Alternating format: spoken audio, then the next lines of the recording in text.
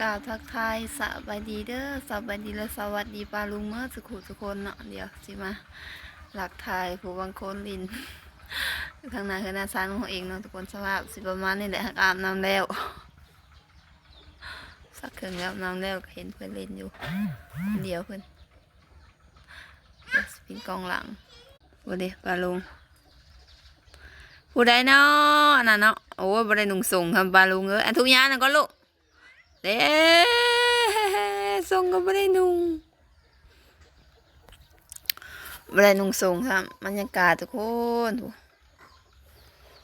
ที่หมอกนี่บ่ได้หมอกนี่อื่นนี่ทุกคนหมอกอ่ะนะอยู่พุ่นนะรถกระเจ้ากายบรรยากาศเพิ่นบ่ได้นุ่งส่งบ่อยากโฟกัสสิบ่ได้ทุกคนดินอยู่กับหมากับด่างพวกด่างเอ้ยได้หมูบ่ด่างได้หาเห็ดใส่อ้ายฮะเห็ดใส่อ้ายฮะเห็ดใส่อ้ายเด้อ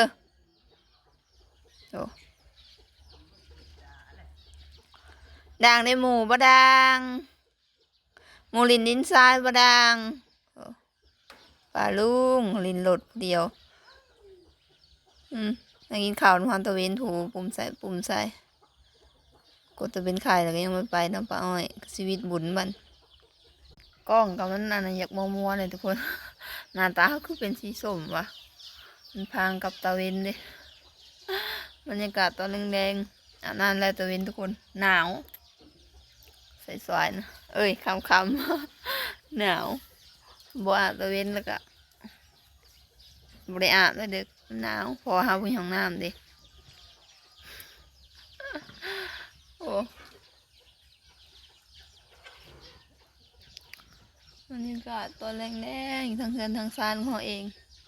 บรรยากาศสดใสตอนแรงๆเลยอาบน้ำสระเครื่องฮะก็แล้วพออยากอันนั้นปีนกล้องให้ต้นกล้าโหผลบรินุงส่งทุกคนอย่าลงคลิปมาได้เนาะบรรยากาศดีได้ใส่เด็เห็นหน่อยนึงคนใบนุงทรง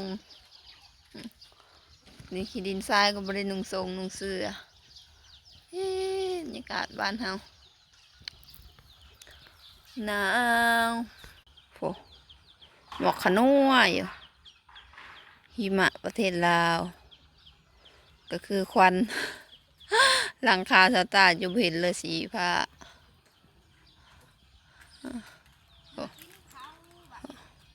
สภาพโอ้สภาพเนี่ยทุกคนเลยโอ้สภาพไปแล้ว